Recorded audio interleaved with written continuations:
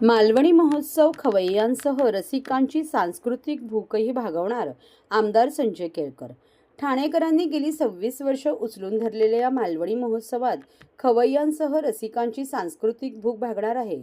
तेव्हा 10 दिवस नागरिकांसाठी ही एक प्रकारची मेजवानीच आहे, असे प्रतिपादन ठाण्याचे आमदार संजय केळकर यांनी केले. कोकण ग्रामविकास मंडळातर्फे आयोजक सीताराम राणे यांनी ठाण्याच्या शिवाईनगर येथे 10 ते 19 जानेवारी या कालावधीत मालवणी महोत्सवाचे आयोजन केले आहे.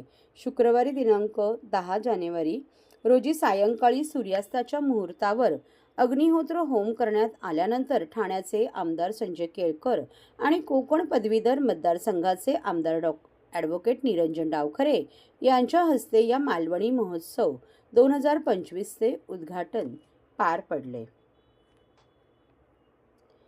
याप्रसंगी भाजप ठाणे जिल्हाध्यक्ष संजय वाघुले, परिवहन सदस्य विकास पाटील आदी उपस्थित होते.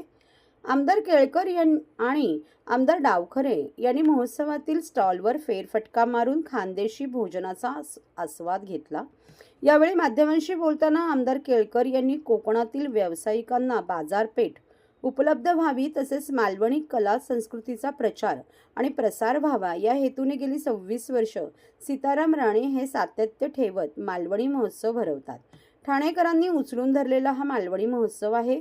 विविध सांस्कृतिक कार्यक्रम तसेच खवय्यांसाठी 10 दिवस येथे विविध खाद्यपदार्थांची रेलचेल आहे.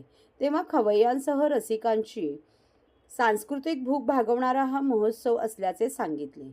आमदार निरंजन डावखरे यांनी सीताराम राणे या कोकणातील माणसाने या मालवणी महोत्सवाच्या माध्यमातून कोकणाचे नाते शहरवासियांशी जोडून ठेवले आहे. शेतकऱ्यांसोबतच कोकणातील व्यावसायिकांना उत्तम व्यासपीठ मिळवून देणाऱ्या आयोजक सीताराम राणे यांचा हा उपक्रम वाखाणण्यासारखा असल्याचे कौतुकोद्गार त्यांनी काढले.